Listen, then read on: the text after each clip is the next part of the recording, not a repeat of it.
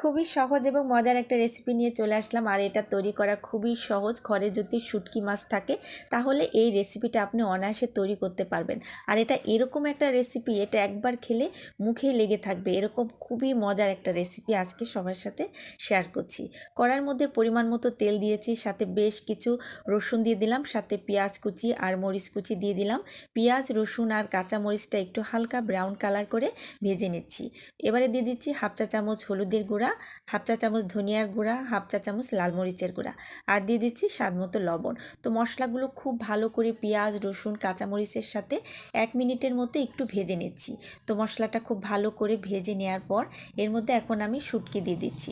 আজকে আমি বাঁশপাতা শুটকি দিয়ে এই রেসিপিটা তৈরি করছি। আপনারা চাইলে যে কোনো শুটকি মাছ দিয়ে এই রেসিপিটা তৈরি করতে পারেন। আজকে আমি বাঁশপাতা শুটকি দিয়ে এই রেসিপিটা তৈরি করছি। তো শুটকিটা খুব ভালো করে মশলার সাথে আমি কিছুটা সময় ভেজে নিচ্ছি। এবার এর মধ্যে আমি একটা আলু ছোট ছোট টুকরা করে কেটে দিয়ে দিলাম। আলুটা আমি মশলার সাথে প্রায় 2 মিনিটের মতো ভেজে নিচ্ছি। আলুটা খুব ভালো করে ভেজে নেওয়ার পর এর মধ্যে এখন আমি পালং শাক দিয়ে দিচ্ছি। শাকের ক্ষেত্রে আপনারা যে কোনো শাকই এখানে ব্যবহার করতে পারেন। তো আমার বাসা হচ্ছে আজকে পালং শাক ছিল, তো আমি সেটা দিয়েই এই রেসিপিটা তৈরি করছি। শাকটা খুব ভালো করে নেড়ে চেড়ে মশলার সাথে মিশিয়ে দিচ্ছি। এবারে ঢাকনা দিয়ে ঢেকে আমি 4 থেকে 5 মিনিট রান্না করে নিব। এবার ফিরে আসলাম 5 মিনিট পর। দেখতে পাচ্ছেন শাক থেকে কিন্তু অনেকটা পানি উঠেছে, আর এই পুরো পানিটাই কিন্তু আমার শুকিয়ে নিতে হবে। আবার একটু ভালো করে নেড়ে চেড়ে দিলাম। এবার এর মধ্যে আমি টমেটো কুচি দিয়ে দিচ্ছি। এখানে আমি একটা টমেটো ব্যবহার করেছি, আর এই টমেটো কুচিটা কিন্তু এই রান্নাতে দিতে হবে।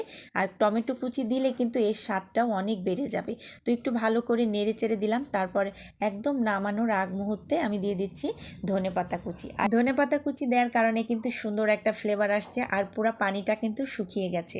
আর এরই মধ্যে কিন্তু তেলও ছেড়ে দিয়েছে, আর দেখতে কিন্তু মাশাল্লাহ অসাধারণ হয়েছে, আর সুন্দর একটা ফ্লেভার বের হয়েছে মাশাল্লাহ। আর এবারে একটি বাটির মধ্যে আমি তুলে নিচ্ছি।